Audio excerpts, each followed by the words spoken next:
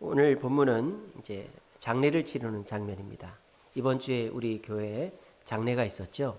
우리 소수기 집사님 어머니, 친정 어머니가 이제 89세의 연세로 소천하셨어요.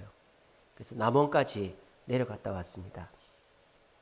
남원에 가면서 길이 멀더라고요. 한 4시간 정도 걸리던데 가면서 여러 얘기를 나눴어요. 그래서 특별히 우리 이성훈 권사님이 참 이렇게 많이 아시잖아요. 그래서 제가 궁금해가지고 이 유산 상속에 대해서 여쭤봤어요. 그랬더니 이성훈 권사님한테 많이 배웠어요. 옛날에는 건물주, 창조주 밑에 건물주다 뭐 그랬지 않습니까? 요즘은 건물주가 별 재미가 없더라고요. 이 건물을 갖고 있으면 보통 융자를 끼고 건물을 사잖아요. 그러면 이제 부모가 돌아가시고 나면 어떻게 되느냐? 일단 은행에서 그 융자금을 회수해 갑니다. 그럼 돈이 남아있지 않습니까? 한 절반 조금 더 남아있겠죠? 그럼 그 돈을 갖고 어떻게 하느냐? 정부에서 뭐 증여를 하지 않았으면 상속세로 거의 다 가져간대요. 어떤 경우는요, 융자를 많이 뺀 사람은 세금을 내기 위해서 건물을 팔아도 돈이 모자라는 경우가 있대요. 그럴 때는 뭘 해야 되느냐? 상속 포기를 해야 된답니다. 그러니까 요즘은 건물을 갖고 있는 사람은 재산 상속을 어떻게 해야 되냐? 50대 전부터 해야 된다는 거예요. 그래서 강남에 있는 그 젊은 엄마들은 애들 생일날 주식을 사줍니다. 주식을. 물론 금융투자 세금이 있지만은 아마 폐지될 것 같아요. 금융투자세는 폐지될 것 같은데 한 해에 2천만 원 이상 소득이 나면 세금을 내야 돼요. 주식으로 돈을 벌면. 근데 2천만 원 밑으로는 세금을 안 냅니다. 증여가 안 돼요. 그러니까 자식들한테 미리미리 손을 써놓는 거죠. 그리고 그 10년 동안 자녀한테 5천만 원까지는 그냥 줄 수 있대요. 세금 없이. 5천만 원까지는 자녀한테 그냥 돈을 줄 수 있어요. 근데 5,100만 원, 5,010만 원 되면 세금을 내야 된답니다. 그거를 이제 그냥 줬다가도 부모가 돌아가시면 10년치를 소급 적용해서 세금을 받는데요. 그리고 요즘은 이제 출산 장려 정책 때문에 자녀가 결혼을 했을 때는 1억, 자녀가 출산을 했을 때에도 1억을 그냥 줄 수 있대요. 그건 세금을 안 뗀대요. 이런 거를 물론 저는 그렇게 줄 돈도 없지만 그래도 그걸 알고 있어야 교인들 중에 혹시라도 그런 분들이 계시면 얘기라도 해줄 것 같아가지고 그걸 꼼꼼하게 잘 들었습니다. 너무 아깝잖아요. 뭐 여러분들이 피땀 흘려 번 돈인데 그걸 세금으로 다 가져가 버리면은 얼마나 아깝습니까? 물론 뭐 투기를 해서 번 사람들은 뭐 그렇겠지만 여러분들처럼 평생에 집 한 채, 땅 몇 평 만들어 놓은 거를 세금으로 홀랑 다 가져가 버리면은 너무 아깝잖아요.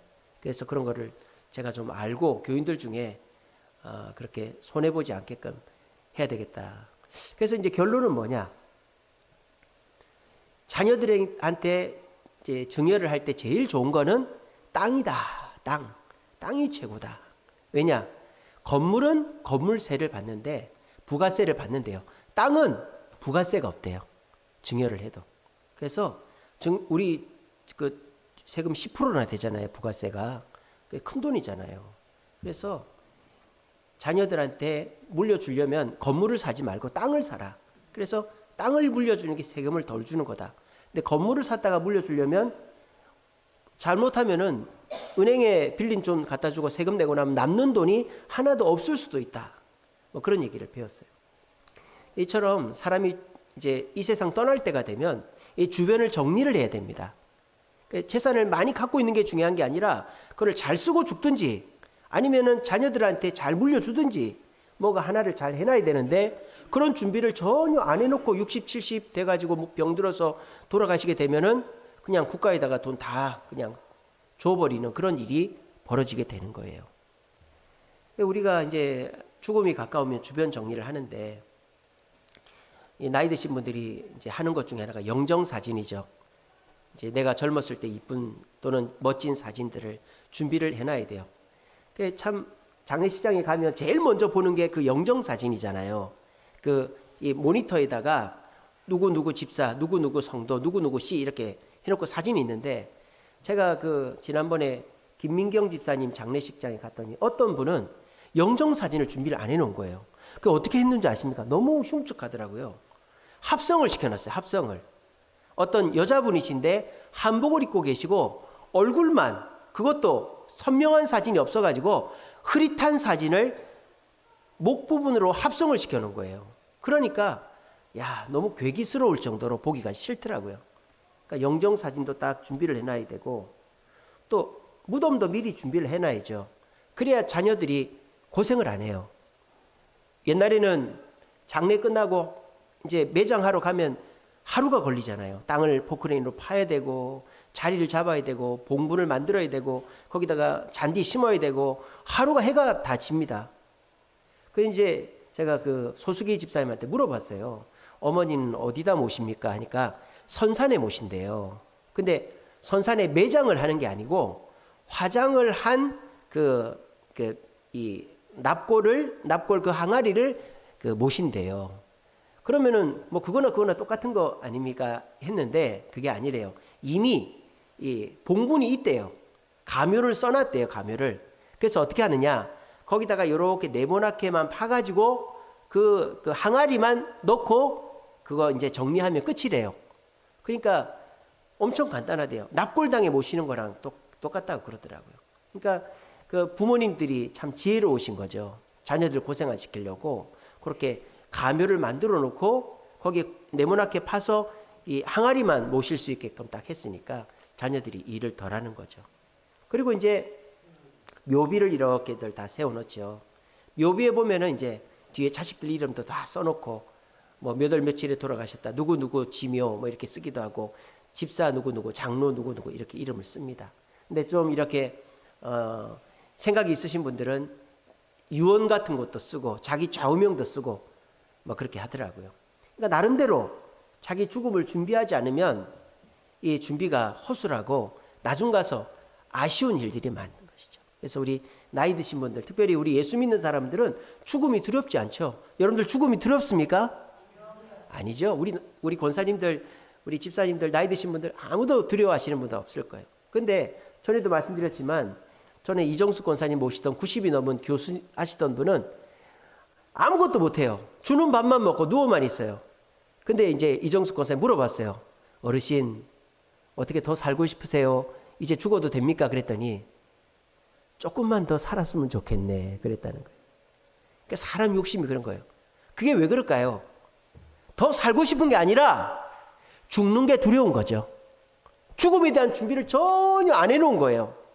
내가 죽어서 닥칠 일을 생각하니까 일단 내가 살아서 죽음을 좀 면해봐야 되겠다는 생각을 하니까 조금 더 살고 싶다고 말을 하는 거예요. 그래서 사람은 죽음을 준비해야 됩니다. 왜냐?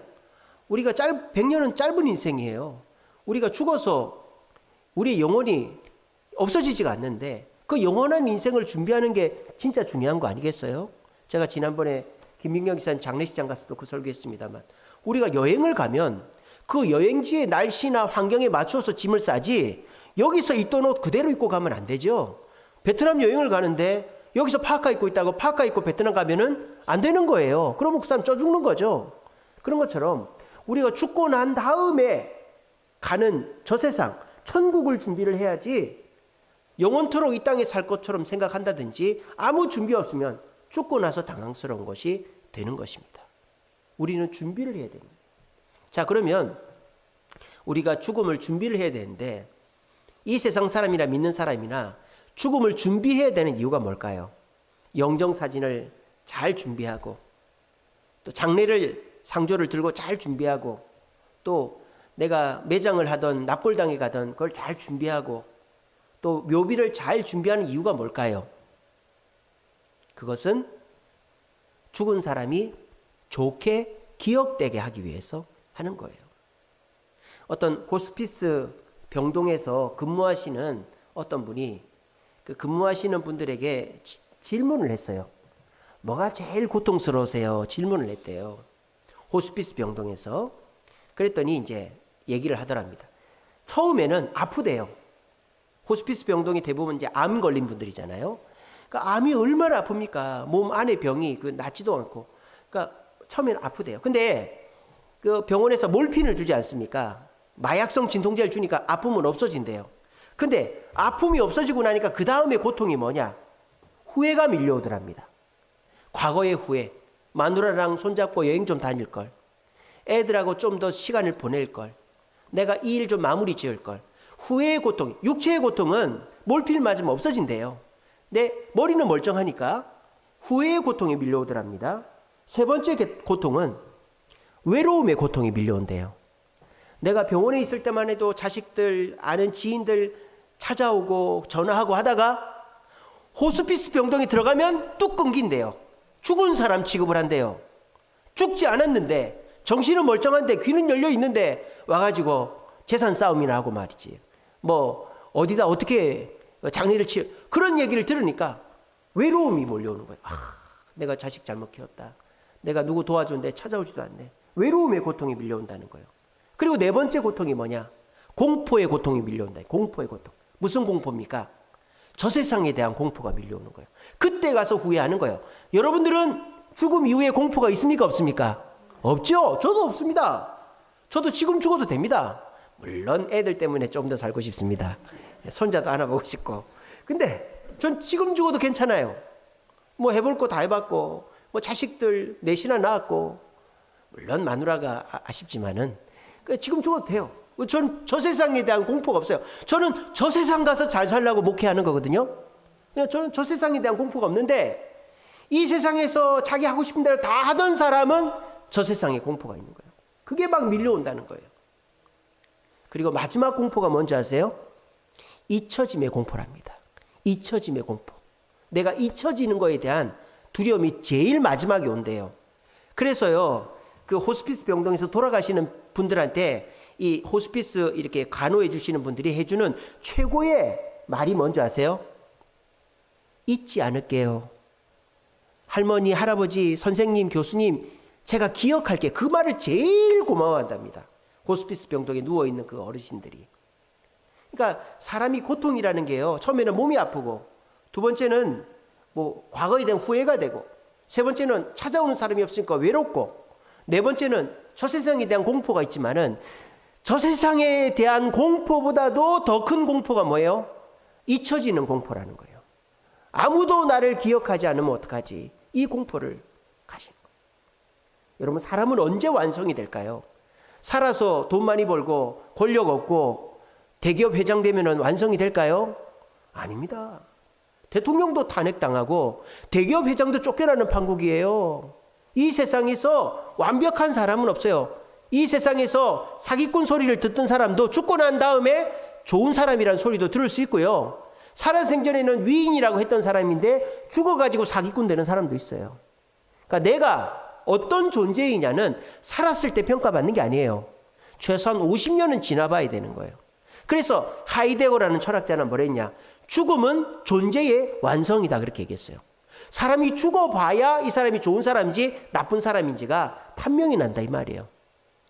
우리나라 조선시대 왕들이 그렇지 않습니까? 조선시대 왕, 뭐 세종, 뭐 선조, 정종, 뭐 정조, 뭐 철종, 이런 사람들 이름 살아생전에 지어준 게 아니죠. 살아생전에는 그냥 전하입니다. 세종대왕 전하 부르지 않습니다.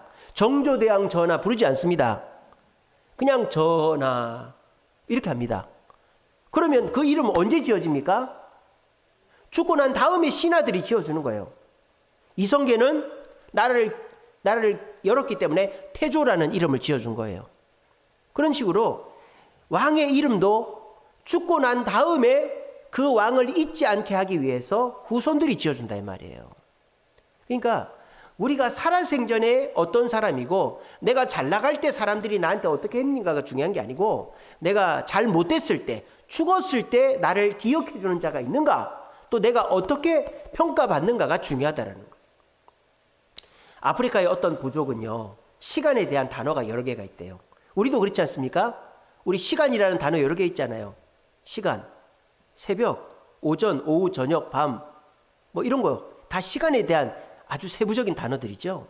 아프리카에 있는 어떤 부족은 시간에 대해서 이런 단어가 있대요. 첫째는 사사라는 단어가 있대요. 두 번째는 자만이라는 단어가 있대요. 시간, 타임 이런 단어인데 사사라는 시간이 있고 자만이라는 시간이 있는 거예요. 사사라는 시간은 뭐냐? 사람이 딱 죽었는데 그 사람을 기억해 주는 시간을 사사라고 하는 거예요.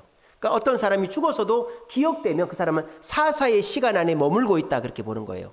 근데 그 사람이 별로 인기가 없고 나쁜 사람이면 빨리 잊혀지겠죠. 그럼 그 사람은 그 사사의 시간에서 자만이의 시간으로 잊혀진 침묵의 시간으로 금방 옮겨가는 것이고 이 땅에서 훌륭하게 살고 인정받던 사람은 자만이의 시간으로 옮겨가지 않고 영원히 사사의 시간을 산다. 이런 말이 있습니다.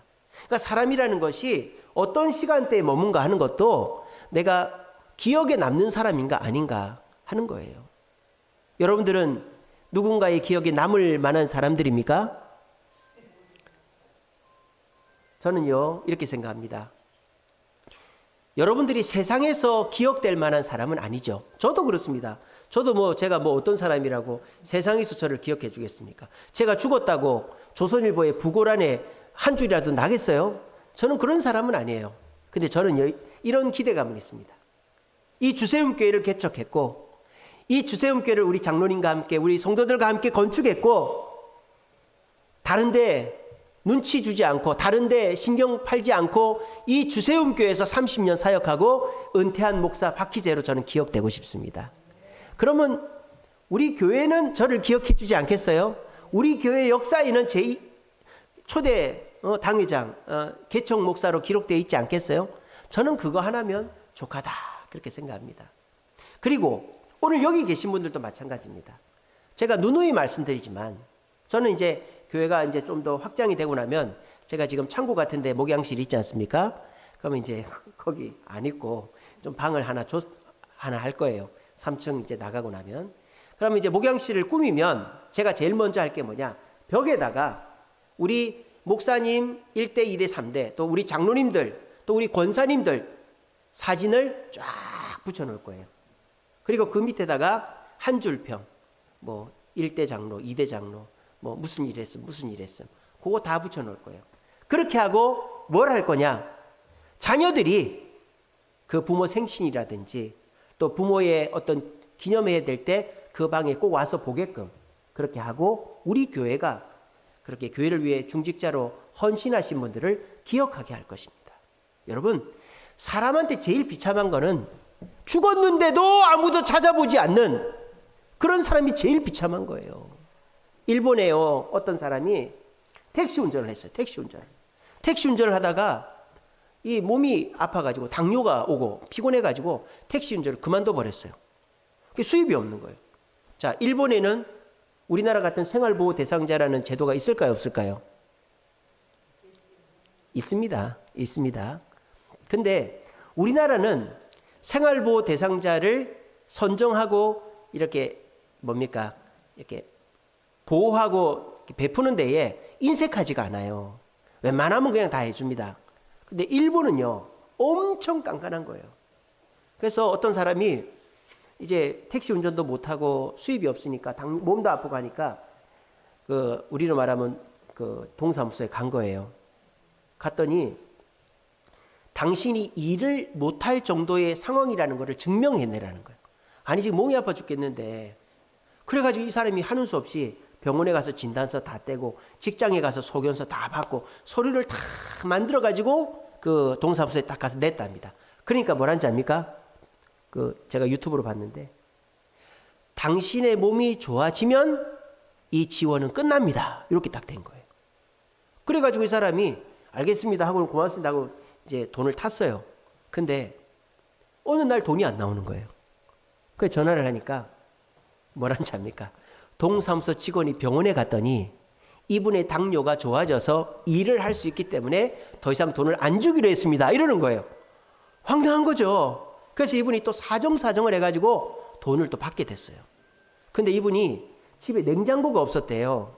그래서 냉장고를 하나 샀대요. 허름한 거를 하나 사가지고 들여놨는데 어떻게 된지 아십니까? 동네 사람들이 동사무소에 신고를 한 거예요. 여보시오, 저 사람 생활보호 대상자인데 집에 저런 고가의 냉장고, 고가도 아닙니다. 조그마한 냉장고 샀는데 냉장고를 사면 됩니까? 우리가 낸 세금으로 저런 거 하면 돼요, 안 돼요? 그랬다는 거예요. 그래가지고 동사무소 직원이 뭐라는 줄 압니까? 이제는 하루치씩 하루에 3만 원씩 줄 테니까 동사무소에 와서 3만 원씩 받아가세요. 이렇게 한 거예요. 그래가지고 이 사람이 몸이 아파 죽겠는데 어떻게 가요? 몇 번 가다가 못 갔어요. 그리고 한 달 후에 미라로 발견이 됐습니다. 이 사람이 메모를 남겨놨대요. 메모에 뭐라고 했냐는 줄 아세요? 주먹밥 하나 먹고 싶다. 그러고 죽은 거예요. 여러분, 그런 비참한 죽음이 어디 있어요? 아무도 부모, 형제, 자식 아무도 뒤다보지도 않고 동네 사람들도 냉장고 샀다고 막 비난하는 전화하고 이런 비참한 죽음은 참 있어서는 안 되잖아요. 참 일본이라는 사회가 참 너무 정이 없는 것 같아요. 근데 우리나라는 그래도 뭐 하나라도 동사무소 직원이 더 해주려면 해주지 막 따져가면서 못하게 하지는 않잖아요. 그래서 참 우리랑 민족성이 다르구나 하는 걸 느꼈어요. 그래서 사람이 제일 비참한 거는 굶는 게 아니에요. 제일 비참한 몸이 아픈 게 아니에요. 아무도 나를 기억해 주지 않는 거. 내가 어떻게 사는지, 내 상태가 어떤지를 뒤다봐 주지 않는 거가 제일 비참한 거다라는 거예요. 근데 여러분, 우리가 기억되는 것 중에 최고로 기억되는 건 뭡니까? 사람이 기억해 주고, 부모, 형제가 기억해 주고, 사회가, 국가가 나를 기억해 주는 것보다 최고의 기억은 하나님께서 저와 여러분들을 기억해 주는 것이라는 사실을 굳게 믿으시기를 바랍니다. 하나님은 오늘 이 자리에 계신 한 사람 한 사람에게 관심을 가지고 계시고 사랑하시고 여러분들의 형편을 다 돌보시고 여러분들이 혹시라도 외롭고 힘들까 봐 여러분들을 품고 위로하시고 돌봐주시는 줄로 믿으시기를 바랍니다. 자, 여기에는 여기 있는 분들 하나님이 잊어버린 분이 없어요. 다 기억하고 계세요. 근데 분명한 사실은 하나님께서 더 많이 주목하시는 사람이 있고 하나님께서 덜 주목하시는 사람은 있습니다. 아시겠죠? 자, 하나님은요 벌을 주진 않아요. 여러분 착각하지 마세요. 오해하지 마세요. 오늘 오전 예배 때 설교가 그죠? 하나님은 결코 우리를 정죄하지 않고 하나님은 결코 우리를 외면치 않으신다고 제가 얘기했죠. 하나님은 절대 우리를 벌하지 않습니다. 단 이제 내버려 두는 거죠. 예배 빠지고 또 하나님 앞에 직분 잘 감당 안 하고 또 내가 하고 싶은 거 먼저 하고 나중에 하나님 거 하고 그렇게 하면 하나님도 그런 사람을 후순위로 밀어두는 거예요. 후순위로 기억을 안 하는 건 아닌데 나중이 되는 거예요. 그러면 하나님의 1순위는 누가 됩니까?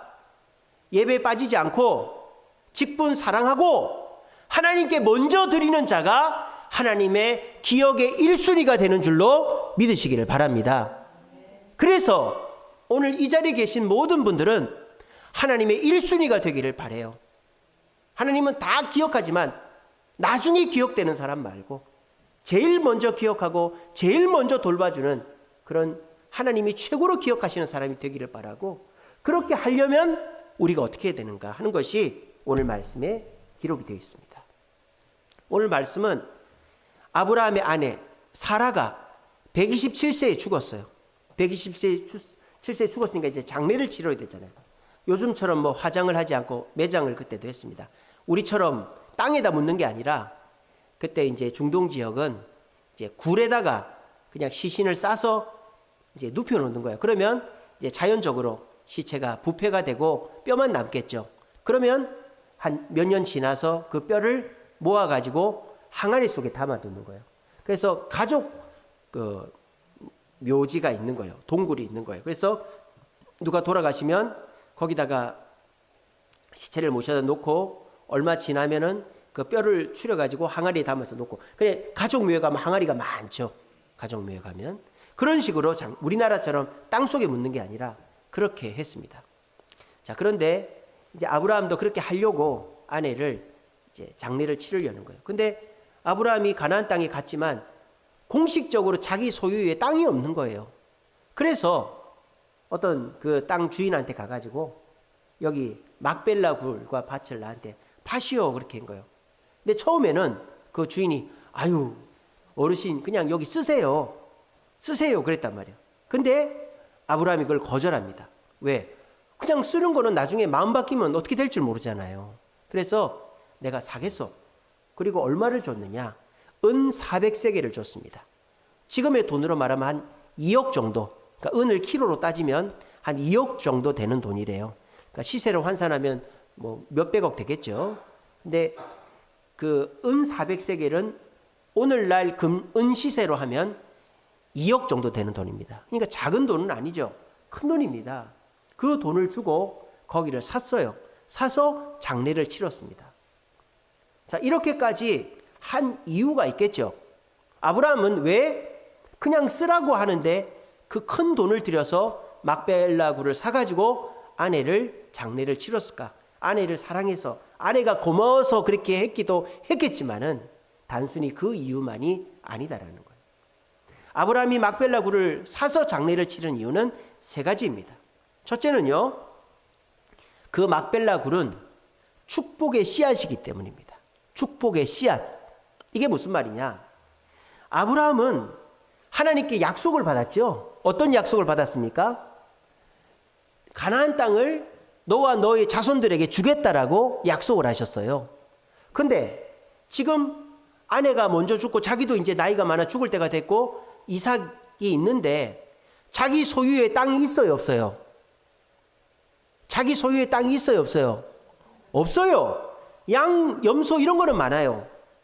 가축은 많은데 자기 소유의 땅이 없는 거예요. 돌아다니면서 사는 거예요.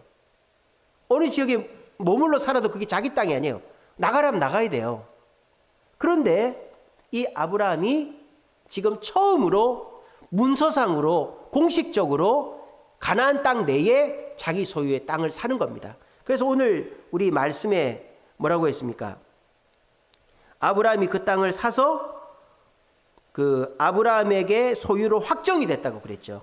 23장 18절에 아브라함의 소유로 공식적으로 확정이 된 거예요. 그렇게 해서 그 땅은 이제 하나님이 아브라함에게 준 땅이 된 것입니다. 자, 그러면 아브라함은 왜 이렇게 공식적으로 문서상으로 기록된 땅을 원했느냐? 이제 거기를 기점으로 해서 가나안 땅이 전체가 아브라함의 소유가 될 것을 믿고 그 땅을 산 거예요. 여러분 기억하십시오. 하나님은 모든 것을 한꺼번에 주지 않습니다. 하나님은 축복을 씨앗으로 주시지 축복을 그냥 하늘에서 그 덩어리째로 주시지 않습니다. 예를 들어 볼까요? 여러분 아브라함이 낳은 아들이 누굽니까? 몇 명입니까? 아브라함이 낳은 아들이. 아브라함이 낳은 아들이 몇 명이에요? 한 명이잖아요. 이삭 아들. 이 장자는.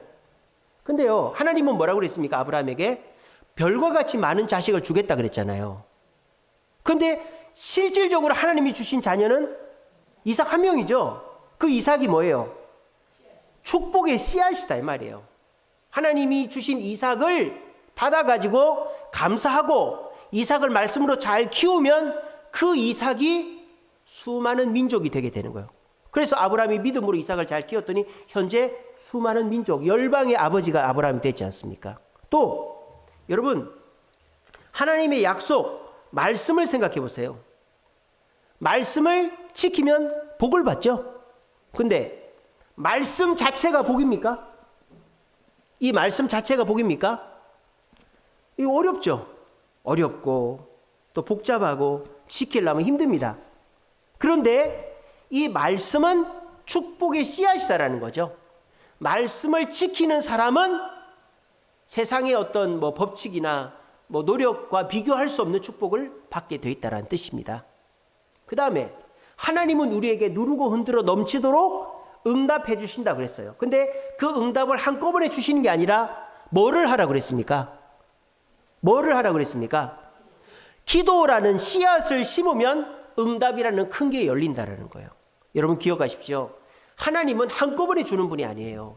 하나님은 씨앗을 주신단 말이에요. 축복의 씨앗을. 이삭이라는 씨앗이 심기니까 열방의 민족이 생기고, 말씀이라는 씨앗이 심기니까 축복의 열매가 맺히고, 기도라는 씨앗을 심으니까 응답이라는 열매가 맺히는 거예요. 마찬가지로 이 막벨라 굴이라는 씨앗을 심었기 때문에, 믿음으로 공식적으로 확정을 했기 때문에 아브라함은 가나안 땅 전체를 자기 소유로 자기 후손들에게 줄 수가 있었던 겁니다. 그래서 막벨라굴을 산 거예요. 두 번째 아브라함이 막벨라굴을 산 이유는 하나님이 주목하시는 곳이 막벨라굴이기 때문입니다. 자, 아브라함은 가나안 땅에 왔어요. 근데 가나안 땅 어디 살았습니까? 아브라함이 가나안 땅 예루살렘에 살았습니까? 가나안 땅 베델에 살았습니까? 어디 살았습니까?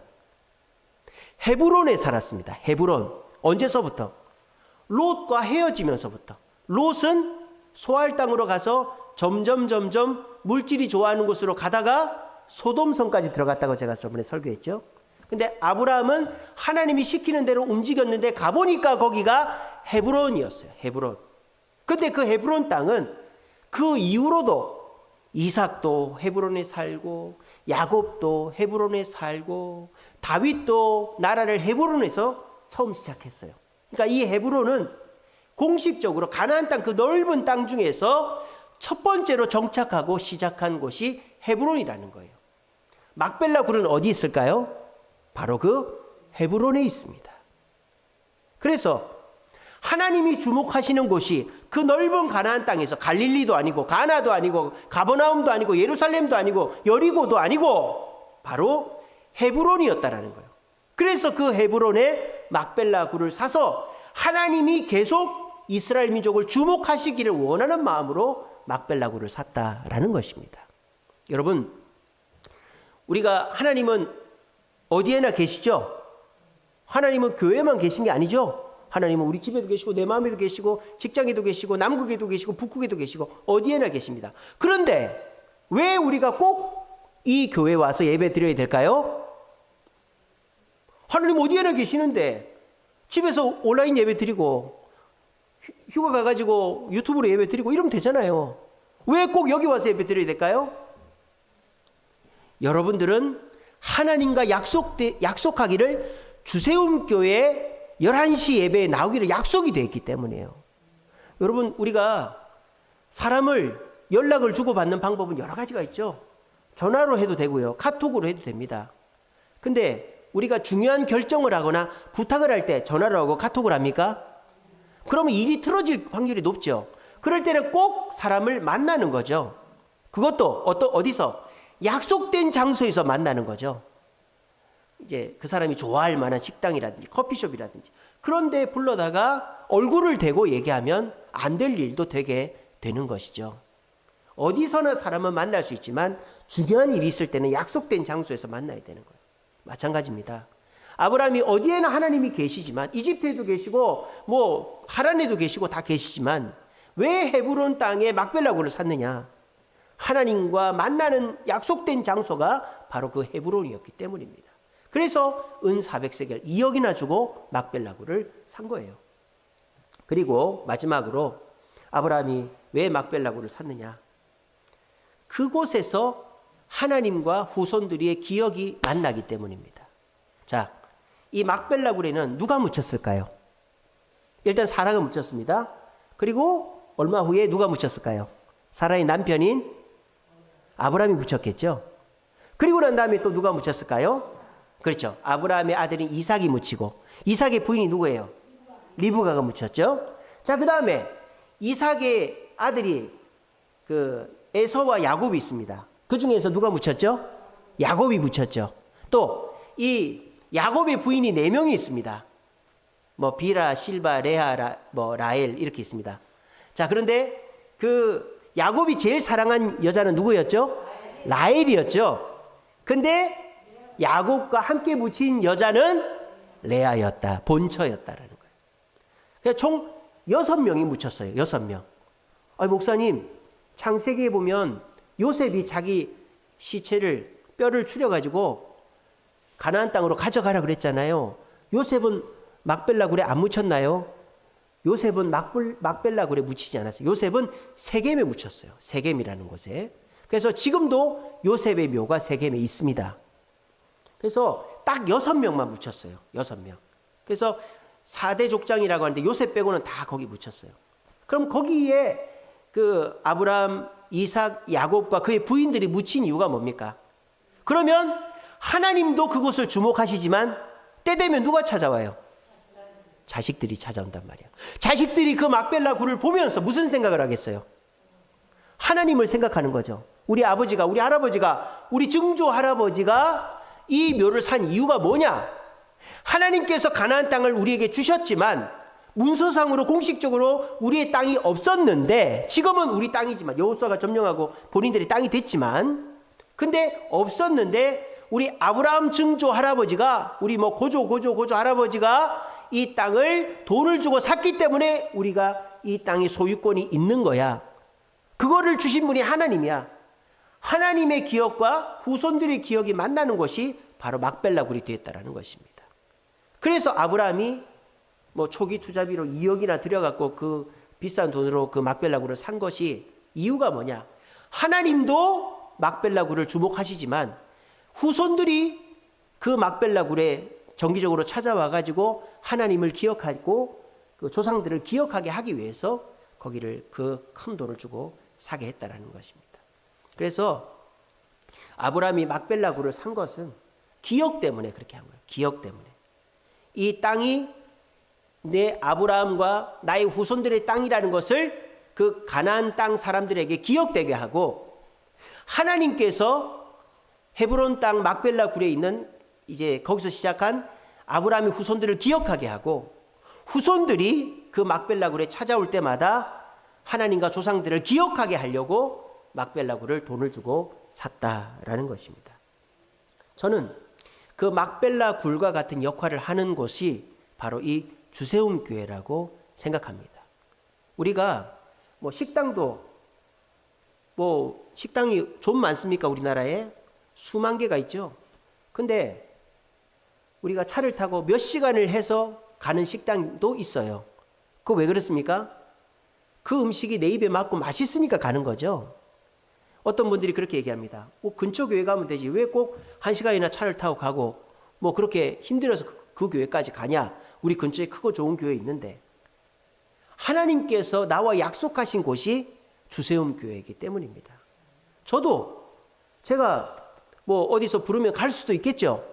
근데 제가 이 교회에서 위임을 받았다라는 것은 뭐예요?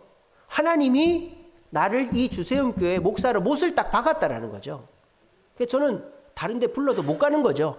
이 교회에서 죽으나 사나 저는 이 교회 귀신 된단 말이 좀 그렇고, 이 교회 사람이 되어야 되는 거예요.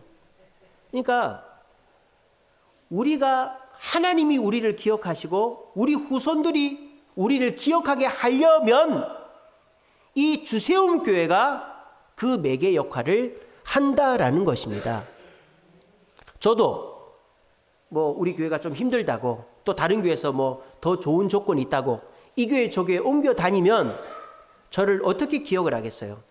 저 사기꾼 목사, 저 자기 이익 따라 움직이는 목사, 아유 저 목사는 글렀어, 이렇게 기억이 되고, 우리 후손들도, 우리 자녀들도 우리 아버지는 그렇게 힘든 교회 외면하고 다른 교회 가는, 이렇게 돼버리는 거죠. 그래서 저도 하나님께서 나를 기억하시고 내 자손들이 나를 기억하려면 저는 죽으나 사나 이 주세움 교회에서 사역하고 은퇴하고 나면 깔끔히 이 교회에 더 나올 생각도 하지 말고 후임 목사한테 물려주고 다른 데로 가야 되는 거예요. 그게 하나님께나 내 후손들에게 좋은 목사로, 좋은 아버지로 기억되는 방법이다라는 거예요. 근데 이 주세움 교회는 어떤 장소입니까? 완벽한 축복의 장소는 아닙니다. 아직 빚도 많고 해결해야 될 문제들도 있고 빈자리도 많아요. 하지만 저는 믿습니다. 이 주세움 교회는 주님이 저와 여러분들에게 주신 축복의 씨앗인 줄로 믿으시기를 바랍니다. 여러분, 어디서 복을 받으시려고 하십니까? 물론 열심히 일하고 자식 키우고 사람들한테 잘해서도 복을 받을 수 있겠지만, 이 교회에서 주님과 함께, 이 교회에서 함께 우리가 헌신하고 땀 흘리고 봉사할 때 다른 데서 기대할 수 있는 것보다 더 많은 축복을 받을 수 있어요. 왜? 우리 주님은 이 주세움 교회를 통하여 축복을 주시겠다고 우리에게 축복의 씨앗을 주셨기 때문입니다. 이 주세움 교회는 저에게는 다른 것 비교할 수 없는 축복의 씨앗이죠. 저는 이 교회 아니면은 아무것도 아닙니다. 저는 이 주세움 교회가 있기 때문에 제가 그래도 목사 대접을 받고, 여러분들이 목사님 해주지 제가 뭐 이랬다 저랬다 해버리면 아무것도 아닌 거예요. 여러분들도 마찬가지예요. 여러분들에게 이 주세움교회는 어떤 곳이죠? 내가 좀 다니다가 힘들고 다른 데 좋으면 가고, 그러면 여러분들의 축복의 씨앗은 그게 씨앗을 움트기도 전에 죽어버리는 거예요. 그리고 하나님은 더 좋은 씨앗을 주지 않아요. 하나님은 여기에 우리 장로님, 권사님, 집사님들에게 주세움교회 장로, 주세움교회 권사, 주세움교회 안수집사, 주세움교회 서리집사라는 씨앗을 딱 주신 거예요. 근데 딱 받아보니까 에게 빚도 많고 자리도 비고 내가 해야 될 봉사할 일도 많고 짊어져야 될 짐도 많네. 이 씨앗 비리비리하고 아무 소용도 없네. 버려버리면 여러분들은 그 씨앗이 주는 열매를 얻을 수 없는 거예요. 하나님은 씨앗으로 주십니다. 이삭이라는 씨앗으로, 말씀이라는 씨앗으로, 기도라는 씨앗으로 주십니다. 그거를 하찮게 여기지 말고 믿음으로 감사하고 잘 가꾸면 세상과 비교할 수 없는 열매가 맺히는 거예요. 그리고 이 주세움교회는 하나님이 주목하시는 곳으로 믿습니다. 여러분들은 저 여의도 순복음교회 장로가 아니에요. 저 사랑의 교회 권사가 아니에요. 저 주한장로교회 집사가 아니에요. 거기 가서 예배드리고 충성해봐야 하나님은 거기를 주목하는 게 아니라 여기를 주목하십니다. 너 주세움교회 장로인데 왜 저 다른 교회 가 있니? 너 주세움교회 권사인데 왜 다른 데 놀러 가서 유튜브로 예배드리니? 너 주세움교회 집사인데 너 왜 교회 안 나고 낚시터에 있니? 이렇게 되는 거예요. 하나님의 시선과 우리의 장소가 만날 때에 그곳은 축복의 장소가 되는 거예요. 하나님은 주일날 여기 앉아있는 여러분들을 기뻐하시는 줄로 믿으시기를 바랍니다. 그리고 우리만 생각해서는 안 돼요. 여러분, 기억이라는 것은 내가 살아있을 때 완벽해지는 게 아니라고 그랬죠. 기억이라는 건 내가 죽고 나면 후대의 평가가 나를 기억해 주는 거예요. 여러분들의 후손들에게 어떻게 기억되고 싶으십니까? 여러분, 지금 자식들한테 좀 우리 엄마 우리한테 모질게 하고 우리 아빠 관심도 없고 우리 엄마 아빠 싫다, 그런데 주눅들지 마세요. 내가 교회 가면 애들 밥도 안 차려주고 애들이랑 시간도 안 보내고 애들 신경도 못 써주고 했으니까 애들이 싫어하겠지. 그러면은 내가 교회를 좀 덜 가야지. 여러분, 그거 얼마나 어리석은 생각인지 몰라요. 오히려 하나님 앞에서 충성하는 모습을 자녀들한테 보여주세요. 그러면 그 자녀가 내 나이가 됐을 때, 내가 죽고 없을 때 그래도 우리 엄마 최고였어, 우리 아빠 최고였어, 이런 소리 듣게 됩니다. 제가 지난 새벽기도 때 그런 설교했잖아요. 어떤 청년이 예수님께 찾아왔다고. 예수님 예루살렘 들어가면 죽습니다. 가지 마세요. 그렇게 바리새인 청년이 찾아왔다고 그랬잖아요. 근데 예수님 뭐랍니까? 나는 예루살렘 들어갈 거라고 그랬잖아요.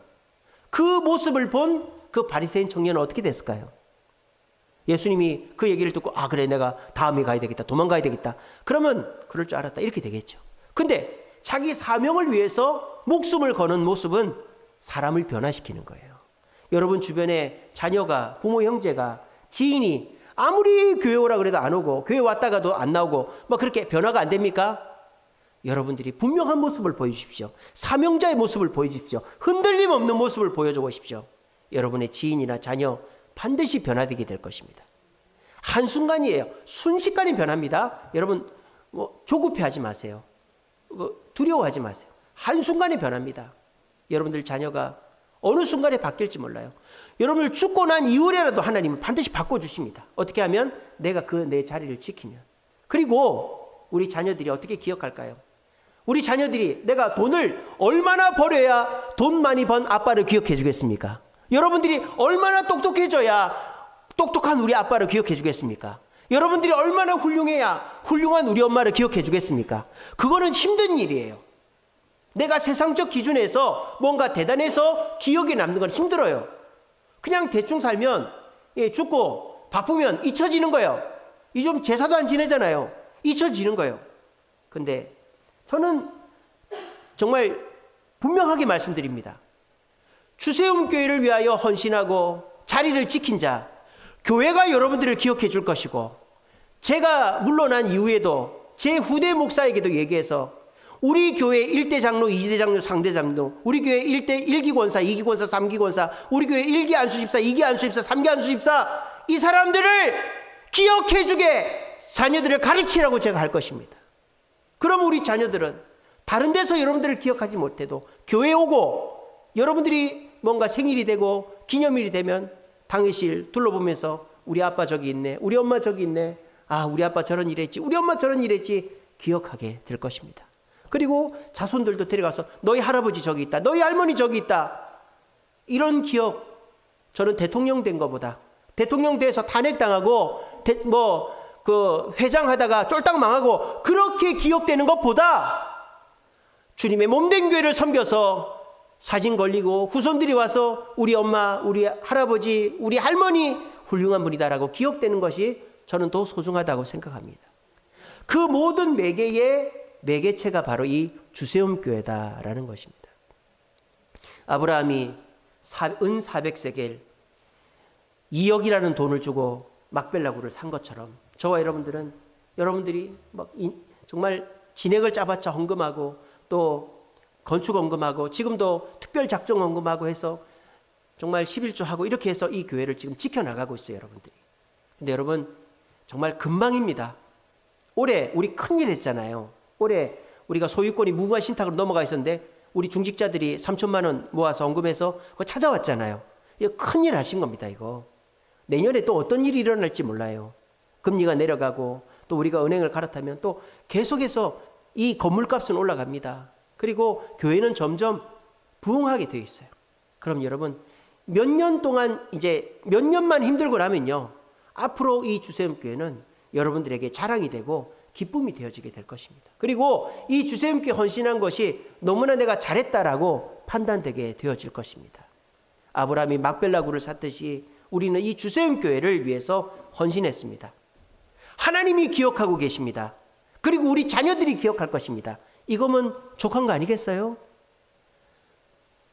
임대주택에서 주목밥 하나를 못 먹어가지고 주목밥 먹고 싶다고 아사한 사람도 있지만, 내가 지금 풍족하지 못해도 주님의 교회를 위해서 예배하고 헌신하여서 내가 죽을 때도 풍족하지 못하게 죽었지만 내 자녀들이 훌륭하게 기억하고 이 교회가 나를 기억해 준다면 그거 헛된 죽음 아닙니다. 여러분 이 시간에 하나님이 기억하시는 곳은 이 주세움 교회다 생각하시고, 이 주세움 교회가 나의 축복의 씨앗이다. 그리고 이 주세움 교회를 하나님은 주세움 교회에 앉아있는 나를 주목하신다. 그리고 하나님은 내가 이 주세움 교회에 충성했을 때 내 후손들이 나를 훌륭한 사람으로 기억해 줄 것이다 라는 걸 기억하시며, 우리 모두 힘들고 어렵지만 우리 십시일반으로 조금씩 도와서 함께 교회를 갖고 나아감으로 하나님께도 기억되고 축복받고 후손들도 우리를 훌륭하게 성공한 할아버지 할머니로 기억할 수 있는 저와 여러분들 되시기를 간절히 바랍니다.